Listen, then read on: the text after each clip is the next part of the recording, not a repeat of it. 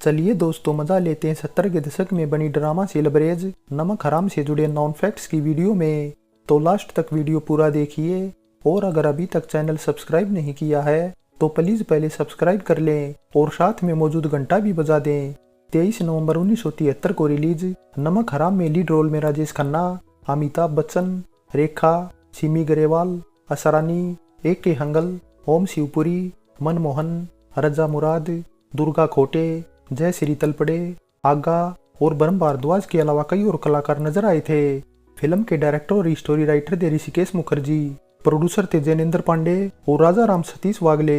तो डायलॉग और screen play लिखा था गुलजार ने। तो सलाम क्यों नहीं किया? अरे पगार मुझे मेहनत की मिलेगी या सलाम की? तू मरेगा। जा। तो कमीनो, आप हाथ उठा के दिखाओ। आओ, एक की खाल न खिंचवा दी तो मेरा नाम भी विक्रम नहीं। संगीतकार थे राहुल देव बर्मन। तो गीतकार आनंद बख्शी के लिखे 5 सॉन्ग रखे गए थे। सभी सॉन्ग में अजय प्लेबैक सिंगर आवाज दी थी किशोर कुमार, आशा भोसले और उषा मंगेशकर ने। सॉन्ग थे दिए जलते हैं, फूल खिलते हैं, मेरे सजरिया साजन बिन तेरे, नदिया से दरिया, दरिया से सागर, वो झूठा है वोट न उसको देना, मैं शायर बदनाम। फिल्म का म्यूजिक हिट था जिसमें मोस्टली सॉन्ग पसंद किए गए थे, लेकिन फिर भी नदिया से दरिया फिल्म का ऐसा सॉन्ग था जो बिना का गीतमाला की सन 1974 की एनुअल लिस्ट में 18वें नंबर पर था। 2 घंटे 26 मिनट की नमक हराम को 7.2 आउट ऑफ 10 IMDb रेटिंग मिली हुई है। दोस्तों, अब बात बजट और बॉक्स ऑफिस कलेक्शन की करें तो इसका बजट 60 लाख रुपए के आसपास रखा गया था और इंडियन बॉक्स ऑफिस पर 1 करोड़ रुपए का कलेक्शन कर सेमी हिट रही थी। तो ओवरसीज मार्केट को मिलाकर ओवरऑल वर्ल्ड वाइड कलेक्शन कुल 2 करोड़ रुपए के पास पहुंच गया था। दोस्तों, ये तो बात रही नमक हराम से जुड़ी कास्ट और परफॉर्मेंस की। अब बात करते हैं इससे जुड़े नॉन फैक्ट्स की।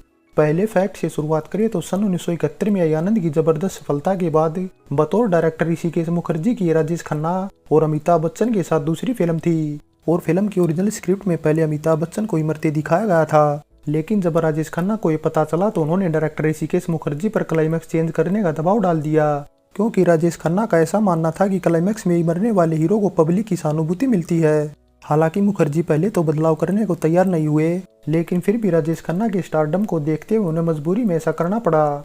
हालांकि इस बदलाव से अमिताभ राजेश खन्ना से काफी नाराज हो गए और उन्होंने इसके बाद राजेश खन्ना के साथ कभी काम न करने की कसम खा ली। और इसके बाद अगर गेस्ट अपीयरेंस को छोड़ दें तो सन 1971 में आनंद के बाद ये दोनों की साथ में फुल टाइम लास्ट फिल्म बनकर रह गई। फिल्म का सब प्लॉट सन 1967 में आई एक तेलुगु फिल्म प्राण मिर्थुला पर बेस्ड था। तो इसकी स्टोरी कुछ सन 1964 में आई एक इंग्लिश फिल्म बैकेट से इंस्पायर्ड थी। दूसरे फैक्ट की बात करें तो फिल्म की शूटिंग रिलीज के तकरीबन 1 साल पहले शुरू हुई थी। तब अमिताभ के पास लिमिटेड फिल्में होने के चलते काफी डेट अवेलेबल थी, लेकिन राजेश खन्ना काफी बिजी थे, इसलिए ऋषिकेश मुखर्जी को शूटिंग करने के लिए उनकी डेट्स का इंतजार करना पड़ा। लेकिन इस दौरान मुखर्जी ने सोचा कि क्यों न पहले अमिताभ के सिंगल सीन शूट कर लिए जाएं। इसीलिए उन्होंने बगैर राजेश खन्ना के अमिताभ को लेकर शूटिंग शुरू कर दी और अंडर प्रोडक्शन होने के बावजूद उन्होंने डिस्ट्रीब्यूटर को भी फिल्म दिखा दी। डिस्ट्रीब्यूटर ने राजेश खन्ना के फिल्म में न होने और अमिताभ को ज्यादा तवज्जो देने पर सवाल खड़ा कर दिया, जिसका जवाब देते हुए मुखर्जी ने बताया कि फिल्म के लीड हीरो राजेश खन्ना ही हैं, बस बिजी शेड्यूल के कारण अभी उनका कोई सीन शूट नहीं किया गया है। लेकिन इसके बाद जब सन 1973 में आई जंजीर फिल्म को अमिताभ अपने दम पर सुपरहिट करा ले गए तो वही डिस्ट्रीब्यूटर ऋषिकेश मुखर्जी को उनका रोल बढ़ाने की वकालत भी करते नजर आए। लेकिन फिल्म की शूटिंग ऑलमोस्ट खत्म होने वाली थी, इस वजह से ऐसा हो न सका। लेकिन इतना जरूर देखने को मिला कि फिल्म के पोस्टर पर राजेश खन्ना के साथ अमिताभ की फोटो को भी बराबर जगह दी गई थी। तीसरे फैक्ट की बात करें तो रेखा को पहली बार राजेश खन्ना और अमिताभ के साथ काम करने का मौका मिला था। रेखा को फिल्म में राजेश खन्ना के अपोजिट तो सिमी को अमिताभ के अपोजिट कास्ट किया गया था, लेकिन सिमी ग्रेवाल की बजाय फिल्म की मेन स्ट्रीम में रेखा को ही रखा गया था, जो इस फिल्म के सेट पर अमिताभ को मन ही मन चाहने लगी थी। लेकिन उस टाइम दोनों एक दूसरे के लिए अनजान थे। रेखा और अमिताभ का अफेयर सन 76 में आई 2 अनजाने के सेट पर शुरू हुआ था। चौथे फैक्ट की बात करें तो ऋषिकेश मुखर्जी ने अमिताभ वाला रोल पहले राजेश खन्ना को और राजेश खन्ना वाला अमिताभ को ऑफर किया था, लेकिन राजेश खन्ना ने शुरुआत में इसे रिजेक्ट कर दिया, जिसके बाद राजेश खन्ना की डिमांड पर दोनों के रोल आपस में इंटरचेंज कर दिए गए। राजेश खन्ना को अमिताभ का विक्की महाराज वाला रोल इसलिए भी पसंद नहीं था क्योंकि वे खुद को फिल्म में एक गरीब और ईमानदार कैरेक्टर में रखना चाहते थे जो उनकी इमेज के मुताबिक ही था। पांचवें फैक्ट की बात करें तो शुरुआती फिल्मों से ही किशोरदा राजेश खन्ना के फेवरेट प्लेबैक सिंगर थे, इसलिए सिवाय एक सॉन्ग को छोड़कर किशोरदा के गाए सभी सॉन्ग राजेश खन्ना पर ही फिल्माए गए थे। फिल्म की स्टोरी के मुताबिक एक सॉन्ग असरानी के इससे आया था। छठे फैक्ट की बात करें तो रजा मुराद भी फिल्म में काफी इंपोर्टेंट कैरेक्टर में थे। उनकी ये तीसरी फिल्म थी। इससे पहले उन्होंने एक नजर और जलते बदन जैसी फिल्मों में काम किया था, लेकिन नमक हराम में उनका कैरेक्टर ऐसा था कि ऋषिकेश मुखर्जी ने शूटिंग के टाइम न केवल उन्हें बिना दूल्हा कुर्ता पहनने को दिया, बल्कि इतना भी कह दिया कि शूटिंग शुरू होने से पहले न केवल उन्हें इसे पहनना है बल्कि नहाने धोने से भी बचना होगा।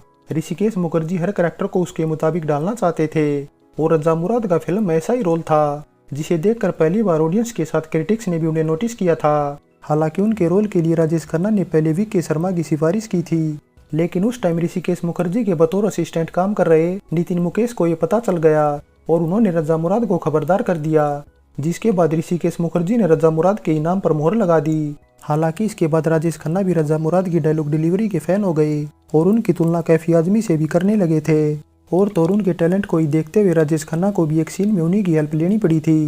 जिगर की चोट है दोस्त दोहराई नहीं जाती, लपट है आग की होठों पे फिर लाई नहीं जाती। सातवें फैक्ट की बात करें तो बॉक्स ऑफिस पर फिल्म बेशक सेमीट रही, लेकिन बावजूद इसकी अपनी परफॉर्मेंस के दम पर अमिताभ अपना लगातार दूसरा बेस्ट सपोर्टिंग एक्टर का फिल्म फेयर अवार्ड जीतने में कामयाब रहे। उन्होंने पहला अवार्ड भी ऋषिकेश मुखर्जी की फिल्म आनंद के लिए जीता था। हालांकि अवार्ड जीतने के बावजूद भी नमक हराम अमिताभ की ऐसी रेयर फिल्म थी जिसमें उनका नाम क्रेडिट लिस्ट में सबसे लास्ट में मेंशन किया गया था। आठवें फैक्ट की बात करें तो फिल्म अच्छी लगने से ही तमिल में इसका सन 76 में रीमेक बनाया गया था। नौवें फैक्ट की बात करें तो नमक हराम के इस सेट पर अमिताभ बॉलीवुड के सबसे most popular writer Salim Javed की जोड़ी से पहली बार मिले थे।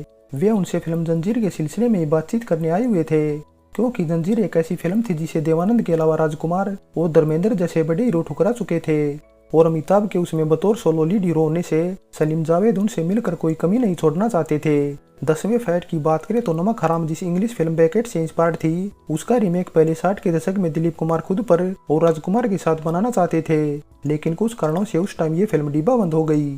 11वें फैक्ट की बात करें तो फिल्म का ये फैक्ट कुछ मौज मस्ती से जुड़ा हुआ है, क्योंकि एक बार सेट पर जब राजेश खन्ना टाइम पर नहीं पहुंचे तो डायरेक्टर ऋषिकेश मुखर्जी सेट पर ही शतरंज खेलने लगे और जब राजेश खन्ना भी आ गए तो बाजी पूरी न होने तक वे शतरंज से ही चिपके रहे थे।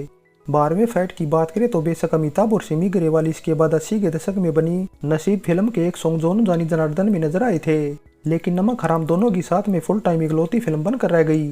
13वें फैक्ट की बात करें तो सन 1995 में आई सुनील शेट्टी की गद्दार की स्टोरी भी कुछ नमक हराम से ही मिलती जुलती थी, तो सन 2012 में आई चक्रव्यूह की स्टोरी भी इसी पर बेस्ड थी और इनके अलावा अमिताभ और शत्रुघ्न सिन्हा की यार मेरी जिंदगी भी इसी से इंस्पायर्ड बताई जाती है। 14वें फैक्ट की बात करें तो ओरिजिनली मैं शायर बदनाम सॉन्ग पहले राजा मुराद की आवाज में रिकॉर्ड किया गया था और तब इसे फिल्म की बजाय केवल एल्बम में ही रखने का फैसला किया गया था, लेकिन राजेश खन्ना को सॉन्ग के बोल अच्छे लगे थे, इसीलिए उन्होंने ऋषिकेश मुखर्जी को मजबूर कर दिया कि वे इसे फिल्म में जरूर रखें, जिसके बाद इसे किशोरदा की आवाज में रिकॉर्ड कराया गया और राजेश खन्ना पर ही फिल्माया गया। हालांकि सॉन्ग में रजा मुराद भी नजर आए थे, लेकिन इस बार गाने की बजाय उन्हें केवल सॉन्ग सुनना था और इसके अलावा फिल्म का एक और सॉन्ग दिए जलते हैं ऐसा था जिससे इंस्पायर्ड बाद में एक बंगाली सॉन्ग भी कंपोज किया गया था। 15वें फैक्ट की बात करें तो ऋषिकेश मुखर्जी बतौर संगीतकार पहले शंकर को लेना चाहते थे, जिन्होंने इससे पहले उनकी प्यार ही प्यार और यार मेरा का संगीत तैयार किया था, लेकिन जैकिसन की मौत के बाद ऐसा हो न सका क्योंकि डिस्ट्रीब्यूटर की पहली पसंद राहुल देव बर्मन थे। दोस्तों ये तो बात रही नमक हराम से जुड़े नॉन फैक्ट्स की। अब बात शूटिंग लोकेशन की करें तो इसकी मोस्टली शूटिंग मुंबई के मोहन स्टूडियो में की गई थी। शूटिंग लोकेशन के बाद अब बात साल 1973 की कुछ टॉप फिल्मों की करें तो उस साल ब्लॉकबस्टर फिल्म बॉबी टॉप पर थी, नंबर 2 पर थी जुगनू, 3 पर दाग दा पोएम ऑफ लव, 4 पर जंजीर और नंबर 5 पर यादों की बारात थी, तो नमक हराम 14वें नंबर पर थी। दोस्तों बात 21वें फिल्म फेयर में नमक हराम द्वारा जीते अवार्ड और नॉमिनेशन की करें तो अमिताभ को बेस्ट सपोर्टिंग एक्टर की कैटेगरी में अवार्ड तो मिला ही था, साथ ही गुलजार भी बेस्ट डायलॉग राइटर की कैटेगरी में अवार्ड जीतने में कामयाब रहे थे, और जबकि असरानी को बेस्ट कॉमेडियन की कैटेगरी में नॉमिनेशन से ही संतोष करना पड़ा था। फाइनली दोस्तों नमक हराम को भी ऋषिकेश मुखर्जी की बेस्ट फिल्मों में गिना जाता है। फिल्म में सभी की परफॉर्मेंस अच्छी थी, सॉन्ग के अलावा डायलॉग भी अच्छे थे, और अगर राजेश खन्ना का सॉफ्ट अंदाज पब्लिक को पसंद आया था तो अमिताभ का भी बड़बोला अंदाज काफी पसंद किया गया था, और इसी वजह से राजेश खन्ना की पब्लिक की सारी सहानुभूति लेने की चाल कुछ हद तक कामयाब भी हो गई थी। लेकिन इसी वजह से दोनों की दुश्मनी जो इस फिल्म के बाद शुरू हुई थी वो सालों साल लास्ट तक चलती रही थी और दोनों में से कोई भी एक दूसरे को नीचा दिखाने का मौका नहीं छोड़ता था। लेकिन फैन के लिए एक बुरी खबर थी, जो इसके बाद भी दोनों को एक साथ एक फिल्म में ही देखना चाहते थे, लेकिन ये मुराद पूरी नहीं हो सकी। और दोस्तों, अगर आपको हमारे द्वारा दी गई जानकारी पसंद आई है तो कमेंट कर अपनी राय जरूर दें। और आगे भी इसी तरह अपने मनपसंद वीडियो देखना चाहते हैं तो पहले चैनल सब्सक्राइब कर लें और हमारे नोटिफिकेशन पाने के लिए बेल आइकन का बटन भी दबा दें।